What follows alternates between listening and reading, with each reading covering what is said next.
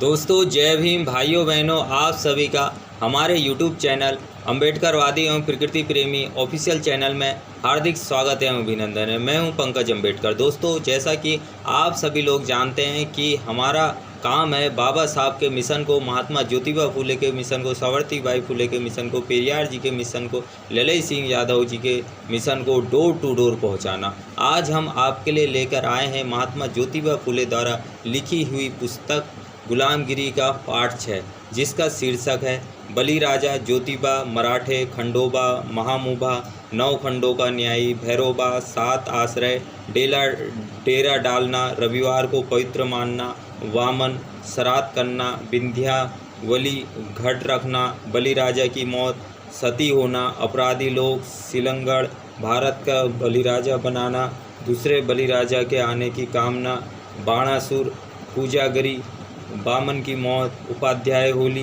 वीर पुरखों की भक्ति, बलि प्रतिपदा, भाई दूज के संबंध में। दोस्तों महात्मा ज्योतिबा फुले जी ने इन सभी चीज़ों के बारे में विस्तार पूर्वक इस पुस्तक में बताया है। आइए शुरू करते हैं।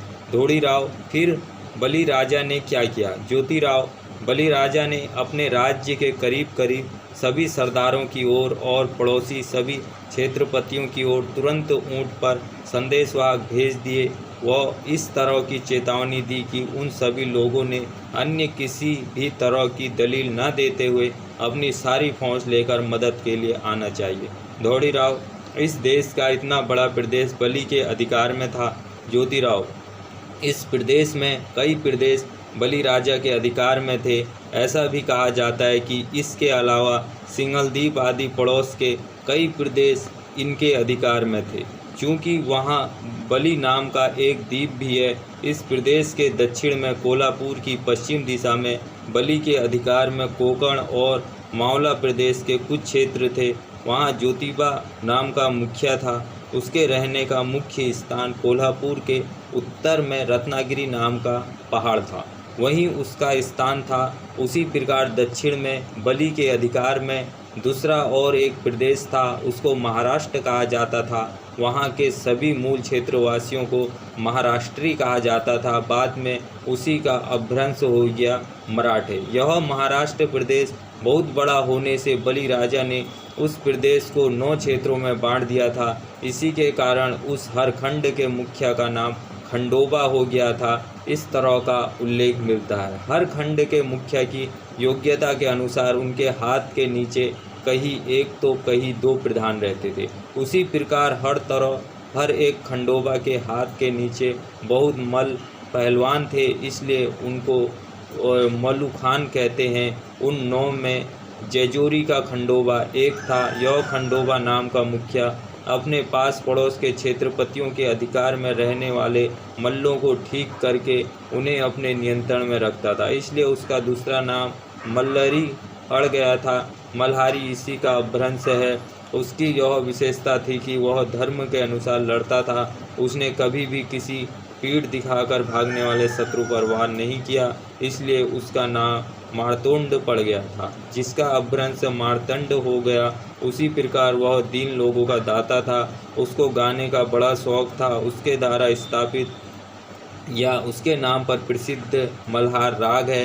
यह राग इतना अच्छा है कि उसी के सहारे से मियाँ नाम का मुस्लिमों में जो प्रसिद्ध गायक हो गया, उसने भी एक दूसरा मल्हार राग बनाया है। इसके अलावा बलिराजा ने महाराष्ट्र में महासूबा और 9 खंडों के न्यायी 2 मुखिया वसूली और न्याय करने के लिए नियुक्त किए थे। उनके हाथ के नीचे कई मजदूर थे। इस प्रकार का उल्लेख मिलता है। फिलहाल महासूबे का अपभ्रंश महोसोबा हुआ है। वह समय समय पर सबके खेतीबाड़ी की जांच पड़ताल करता था और उसी के आधार पर छूट सहूलियत देकर सभी को खुशहाल रखता था। इसलिए मराठों में एक भी कुल किसान ऐसा नहीं मिलेगा कि जो अपनी खेती बाड़ी के बांध पर किसी पत्थर को महासूबे के नाम से सिंदूर की लगाकर उसको धूप जलाकर उसका नाम लिए बगैर खेत नहीं बोएगा। वे उसका नाम लिए बगैर खेत में हंसिया भी नहीं लगा सकते हैं। उसके नाम का स्मरण किए बगैर खलिहान की फसल को गिन भी नहीं सकते हैं। उस बलिराजा द्वारा सूबे प्रदेश बनाकर किसानों से वसूली करने का तरीका यवन लोगों की तरह अपनाया होगा। इस प्रकार का तर्क दिया जा सकता है उस समय यवन लोग ही नहीं बल्कि मिस्र के कई विद्वान यहाँ आकर शिक्षा ग्रहण करते थे। इस प्रकार के प्रमाण मिलते हैं। तीसरी बात यह है कि अयोध्या के पड़ोस में काशी क्षेत्र के इर्द गिर्द कुछ क्षेत्र बलि राजा के अधिकार में था। उस प्रदेश को 10वां खंड कहा जाता था। वहाँ के मुखिया का नाम काल भैरी। इसके भी प्रमाण मिलते हैं। वह गायन कला में इतना कुशल था कि उसने अपने नाम पर एक स्वतंत्र राग बनाया था। उस भैरव राग पर तानसेन जैसे ख्याति प्राप्त महागायक भी नतमस्तक हुए। उसने अपनी ही कल्पना से डोर नाम के वाद्य का भी निर्माण किया। इस डोर नामक वाद्य की रचना इतनी विलक्षणी है कि उसके ताल, सुर में मृदंग, तबला आदि वाद्य भी उसकी बराबरी नहीं कर सकते। लेकिन उसकी ओर ध्यान न देने से उसको जिस प्रकार से प्रसिद्धि मिलनी चाहिए थी उस प्रकार प्रसिद्धि नहीं मिल सकी। उसके जो सेवक हैं उन्हें भैरवाड़ी कहते थे, जिसका अपभ्रंश भराड़ी है। इससे इस बात का पता चलता है कि बलि राजा का राज्य इस देश में आजपाल मतलब राजा दशरथ के पिता जैसे कई क्षेत्रपतियों के राज्य से भी बड़ा था। इसलिए सभी क्षेत्रपति उसी की नीति का अनुसरण करते थे। इतना ही नहीं तो उनमें से 7 क्षेत्रपति बलि राजा को लगान देकर उसी के आश्रय से रहते थे। इसलिए उसका नाम 7 आश्रित पड़ गया था। इस प्रकार का उल्लेख मिलता है। तात्पर्य यह है कि उक्त सभी कारणों से बलि का राज्य विशाल था और वह बहुत बलशाली था। इस बात को प्रमाणित करने वाली एक लोक कहावत वह यह है कि जिसकी लाठी उसकी भैंस, बलि तो कान पिली। इसका मतलब है जो बलवान है उसी का राज। बलि राजा कुछ विशेष महत्वपूर्ण काम अपने सरदारों को सौंप देता था। उस समय बलि राजा अपना दरबार भरवाता था। वहाँ सबके सामने एक थाली रख देता था। उस थाली में हल्दी का चूर्ण और नारियल के साथ पान का बीड़ा रखवा कर कहता था कि जिसमें काम करने की हिम्मत है उसने यह पान बीड़ा उठाना चाहिए। बलि राजा के कहने पर जिसमें इस तरह का काम करने की हिम्मत होती थी वही हर हर महावीर की कसम खाकर हल्दी का तिलक माथे पर लगाकर नारियल और पान के बीड़े को हाथ में उठाकर अपने माथे से लगाकर बाद में अपने दुपट्टे से बांध देता था। उसी वीर को बलि राजा उस काम की जिम्मेदारी सौंप देता था। बाद में वह वीर बलि राजा की आज्ञा लेकर अपनी फौज के साथ पूरी शक्ति लगाकर शत्रु की फौज पर हमला बोल देता था। इसी की वजह से उस संस्कार का नाम तड़ उठाना तल उच्च लड़े पड़ा होगा। उसका भ्रंश तड़ी उठाना तड़ी उच्च लड़े हो गया। किंतु बलि राजा के महावीरों में भैरवा और ज्योतिबा राव तथा नव खंडोबा अपनी प्रजा की सुख सुविधा के लिए इस तरह के प्रयास करते थे। इसलिए सभी मराठों ने कोई भी अच्छा कार्य करने से पहले आज भी तड़ी उठाने का संस्कार शुरू रखा है। उन्होंने उस संसार में बहिरोबा, ज्योतिबा और खंडोबा को देवता स्वरूप कबूल कर लिया और उसके नाम से तड़ी उठाने लगे। वे लोग हर हर महादेव, बहिरोबा का अथवा ज्योतिबा का चांग भला इस प्रकार का युद्ध घोष करते थे और बहिरोबा या ज्योतिबा का स्तुति गान करते थे। इतना ही नहीं तो बलि राजा अपनी सारी प्रजा के साथ महादेव के नाम से रविवार के दिन को पवित्र दिन के रूप में मानते थे। इसकी पृष्ठभूमि में आज के मराठे यानी मातंग, महार, कुणबी और माली आदि लोग हर रविवार के दिन अपने घर के उस कुलस्वामी की प्रतिमा को जल स्नान करवाकर उसको भोजन अर्पण करने के पहले पकी रोटी का प्रसाद अर्पण किए बगैर वे अपने मुंह में पानी की एक बूंद भी नहीं डालते। थोड़ी राव बलि राजा के राज्य की सरहद पर आने के बाद वामन ने क्या किया? ज्योतिराव वामन अपनी सारी फौज को लेकर बलि राजा के राज्य में धीरे धीरे घुस गया। उसने बलि राजा की प्रजा को मारते पीटते खदेड़ते हुए हाहाकार मचा दिया और वह इस तरह बलि की राजधानी तक आ पहुंचा। इसलिए बलि अपनी देश भर में फैली हुई फौज को इकट्ठा करने से पहले बेबस होकर अपनी निजी फौज को साथ लेकर वामन से मुकाबला करने के लिए युद्ध भूमि पर उतर पड़ा। बलि राजा बलि भाद्रपद वद्य 1 पद्य से वद्य 30 तक हर दिन वामन की फौज के साथ लड़कर शाम को लौटकर आराम के लिए अपने महल में आता था। इसी की वजह से दोनों ओर के जितने लोग उस पखवाड़े में एक दूसरे से लड़ते हुए मर गए, उनके मरने की तिथियां ध्यान में रही। इसलिए हर साल भाद्रपद माह में उस तिथि को श्राद्ध करने की परंपरा पड़ गई होगी। इस तरह का तर्क निकलता है। बाद में अश्विन शुद्ध एक पद से शुद्ध अष्टमी तक बलिराजा वामन के साथ लड़ाई में इतना व्यस्त था कि वह सब कुछ भूल गया था। उस दरमियान वह अपने महल में आराम के लिए भी नहीं आ सका। इधर बलिराजा की विंध्यावली रानी अपने हिजड़े पंडे सेवक के द्वारा एक गड्ढे के पास 8 दिन तक बिना कुछ खाए पिए बैठी रही। उसने वहाँ पानी का एक कलश रखा था। रानी इस तरह बिना खाए पानी के सहारे इस कामना की पूर्ति के लिए गड्ढे के सामने 8 दिन तक बैठी कि इस युद्ध में उसकी पति की विजय हो और वामन की बला टल जाए। इसलिए रानी वहाँ बैठकर महावीर की प्रार्थना कर रही थी। इसी दरमियान अश्विन शुद्ध अष्टमी की रात में बलिराजा की युद्ध में मारे जाने की खबर मिलते ही उसने उस गड्ढे में पहले से ही रखी हुई लकड़ियों को आग लगाकर उसमें अपने आप को उसमें झोंक दिया। उसी दिन से सती होने की रूढ़ी चल पड़ी। यह तर्क किया जा सकता है। जब रानी विंध्यावली अपने पति के बिछोह के कारण आग में कूदकर मर गई, तब उसकी सेवा में रहने वाली औरतों और हिजड़ों पंडों ने अपने अपने बदन के कपड़ों को नोच कर फाड़ डाला होगा और आग में जला दिया होगा। उन्होंने अपनी छाती को पीटकर जमीन पर अपने को हाथों को पीटते हुए, तालियां पीटते हुए, रानी के गुणों का वर्णन करते हुए उस गड्ढे के इर्द गिर्द घूमकर अपना शोक प्रकट किया हो। हे मेरी दयालु रानी बाई, तेरी घोषणा की गर्जना हुई आंधी दुख की चीता के ये शोले वहीं शांत हो जाएं, फैले नहीं। इसलिए ब्राह्मणों के धूर्त ग्रंथकर्ताओं ने बाद में मौका तलाश कर उस गड्ढे का होम कुंड बनवाकर उसके संबंध में कई गलत बदमाशी भरी घटनाओं को गूंथकर अपने ग्रंथ में लिखकर रखा होगा, इसमें कोई शक नहीं।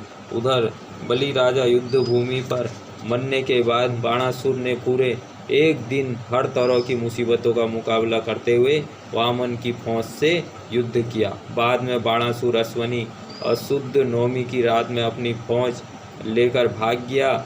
इस युद्ध में विजय की मस्ती में वामन इतना मदमस्त हुआ कि बलिराजा की मुख्य राजधानी में कोई भी पुरुष नहीं है। यह सुनहरा मौका देखकर राजधानी पर हमला बोल दिया। वामन अपनी साथ पूरी फौज लेकर अश्वनी शुद्ध दशमी को बड़ी सुबह ही उस शहर में पहुंचा। उसने वहां के आंगनों में लगा हुआ जितना सोना था सब लूट लिया। उस शब्द का अपभ्रंश सिलंगड़ का सोना लूट लिया यह हो गया। इस लूट के बाद वामन तुरंत अपने प्रदेश लौट गया। जब उसने अपने घर में प्रवेश किया तब उसकी औरत ने पहले ही मजाक के खातिर कनकी चावल का एक बलिराजा बनाकर रखा था। उसने उसको अपने दरवाजे की दहलीज पर रख दिया। बाद में उसने वामन से कहा, यह देखो बलिराजा जो आपके साथ पुनः युद्ध करने आया है। यह सुनते ही उसने उस कनकी के बलिराजा को अपनी लात की ठोकर से फेंक दिया। वह घर के अंदर प्रविष्ट हुआ। उस दिन से आज तक ब्राह्मणों के घरों में हर साल अश्वनी महीने में विजयदशमी दशहरा को ब्राह्मण औरतें कनकी या भात का बलिराजा बनवाकर अपने अपने दरवाजे की दहलीजों पर रखती है। बाद में अपना बायां पैर उस कनकी के बलिराजा के पेट पर रखकर समीप कचनाट की लकड़ी से उसका पेट फाड़ते हैं। बाद में उस मृत बलिराजा को लाद कर अपने घर में प्रविष्ट होते हैं। यही परिपाटी सदियों से चली आ रही है। ब्राह्मण पंडा पुरोहितों के घरों में यह त्यौहार बड़े उत्साह से मनाया जाता है, इसलिए इस त्यौहार को ब्राह्मणों का त्यौहार कहते हैं। उसी तरह बाणासुर के लोग अश्वनी शुद्ध दशमी की रात में अपने घर घर गए। उस समय उनकी औरतों ने उनके सामने दूसरे बलिराजा की प्रतिमा रखकर और भविष्यवाणी जानकर कि दूसरा बलिराजा देवता के राज्य की स्थापना करेगा, उन्होंने अपने घर की दहलीज में खड़े होकर उसकी आरती उतारी होगी। यह कहा होगा कि अल्लाह बला जावे और बलि का राज आए, ईडा पीडा जाओ अणी बलि चे राज्य ये हो। उस दिन से लेकर आज तक सैकड़ों साल बीत गए, फिर भी बलि के राज्य के बारे में कई क्षेत्रों में क्षत्रिय वंश की औरतों हर साल अश्विन शुद्ध दशमी के समय अपने अपने पति और पुत्र की आरती उतारकर आगे बलि का राज्य आए यह इच्छा व्यक्त करती है। इससे पता चलता है कि आगे आने वाला बलिराजा कितना अच्छा होगा। धन्य है वह बलिराजा और धन्य है वह राजनिष्ठा। लेकिन आज के तथाकथित मांगलिक हिंदू लोग अंग्रेज शासकों की मेहरबानी पाने के लिए जिससे उनको अंग्रेजी सत्ता में बड़े बड़े पद और प्रतिष्ठा के स्थान मिले, इसलिए ये लोग रानी के जन्मदिन पर आम सभाओं में लंबे लंबे भाषण देते हैं, लेकिन समाचार पत्रों में या आपसी बातचीत में उनके खिलाफ अपना रोष व्यक्त करने का दिखावा करते हैं। धोड़ीराव उस समय बलिराजा द्वारा बुलाए गए सरदार उनकी मदद के लिए आगे आए या नहीं। ज्योतिराव बाद में कई छोटे बड़े सरदार अपनी फौज के साथ अश्विनी शुद्ध 14वीं को आकर बाणासुर से मिले। उनकी बाणासुर को जाकर मिलने की खबर सुनते ही बलि के राज्य में सभी ब्राह्मण अपनी जान बचाकर बामन की ओर भाग गए। उनको इस तरह भागकर आते देख बामन बहुत ही घबरा गया। उसने सभी ब्राह्मणों को इकट्ठा किया। अश्विनी शुद्ध 15वीं को वे सभी इकट्ठा होकर सारी रात जागकर अपने भगवान के सामने प्रसाद स्वरूप दायों पेज तय करने लगे कि बाणासुर को अपना संरक्षण कैसे किया जाए। बाद में बामन दूसरे दिन अपने बाल बच्चों के साथ सारी फौज को साथ लेकर प्रदेश की सीमा पर पहुंचकर बाणासुर का इंतजार कर रहा था। धोड़ीराव बाद में बाणासुर ने क्या ज्योतिराव बाद में बाणासुर ने 9 आओ देखा न ताओ, उसने एकदम बामन पर हमला बोल दिया। बाणासुर ने बाद में उसको पराजित किया, उसके बेहाल किए, उसके पास जो कुछ था वह सब लूट लिया। फिर उसने बामन को उसके सभी लोगों के साथ अपनी भूमि से खदेड़कर हिमालय की पहाड़ी पर भगा दिया। फिर उसने उस पहाड़ी को चारों ओर से घेर कर पहाड़ी की तलहटी में अपना डेरा डालकर बामन को दाने दाने के लिए इतना मोहताज बना दिया कि उसके कई लोग केवल भूख से मरने लगे। अंत में इसी चिंता में वहीं पर बामन अवतार का सर्वनाश हुआ, मतलब बामन भी मर गया। बामन के मरने से बाणासुर के लोगों को बड़ी खुशी हुई। वे कहने लगे कि सभी ब्राह्मणों में बामन एक बहुत बड़ा संकट था, उसके मरने से, उसके नष्ट हो जाने से हमारा शोषण उत्पीड़न समाप्त हो गया। उस समय से ब्राह्मणों को उपाध्याय कहने की परिपाटी चली आ रही होगी। इस तरह का तर्क निकाला जा सकता है। बाद में उन सभी उपाध्यायों ने अपने अपने घरों में युद्ध में मरे अपने सभी रिश्तेदारों के नाम से चीता, जिसको आजकल होली कहा जाता है, जलाकर उसकी दाह क्रिया की। उससे पहले मृत आदमी को जलाने का रिवाज था। उसी प्रकार बाणासुर और अन्य क्षत्रिय इस युद्ध में मरे। उन्होंने अपने अपने सभी रिश्तेदारों के नाम से फाल्गुन पद्य को वीर बनकर हाथ में नंगी तलवारें लेते हुए बड़े उत्साह से नाचा कूदा और मृत वीरों का सम्मान किया। क्षत्रियों में मृत आदमी के शरीर को जमीन में दफनाने की बहुत पुरानी परंपरा दिखाई देती है।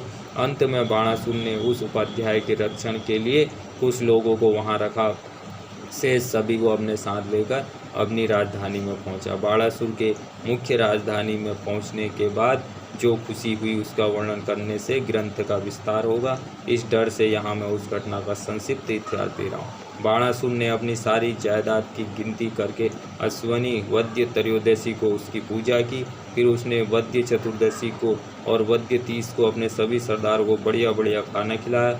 सभी ने मौज मनाई। बाद में उसने कार्तिक शुद्ध 1 को अपने कई सरदारों को उनकी योग्यता के अनुसार इनाम दिया और उनको अपने अपने मुल्क में जाकर काम को लग जाने का हुक्म दिया। इसमें वहाँ की सभी स्त्रियों को भी खुशी हुई। उन्होंने कार्तिक शुद्ध 2 को अपने अपने भाइयों को यथा सामर्थ्य भोजन खिलाया।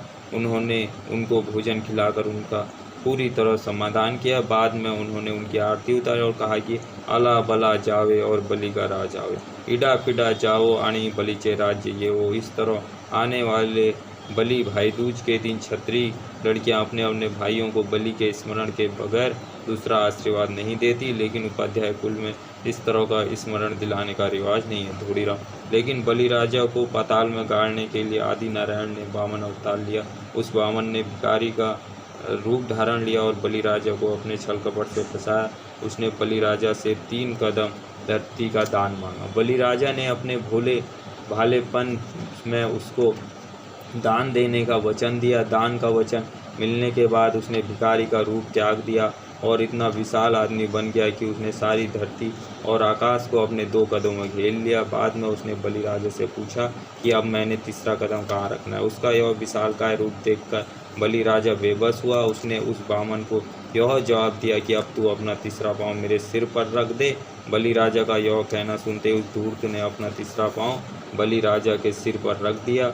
उसने बलि राजा को पाताल में दफनाकर अपना इरादा पूरा कर लिया। इस तरह की बात ब्राह्मण उपाध्यायों ने भागवत आदि पुराण में लिख रखी है, लेकिन आपने जिस हकीकत का वर्णन किया है उससे यह पुराण कथा झूठी साबित होती है। इसलिए इस बारे में आपका क्या मत है, हम यही जानना चाहते हैं। ज्योतिराव जी बता रहे हैं, इससे अब तू ही सोच कि जब उस धूर्त ने अपने 2 कदमों में सारी धरती और आकाश को घेर लिया था, तब उसके पहले ही कदम के नीचे कई गांव के लोग दब गए होंगे। उन्होंने अपनी निर्दोष जानें गंवाई होगी या नहीं।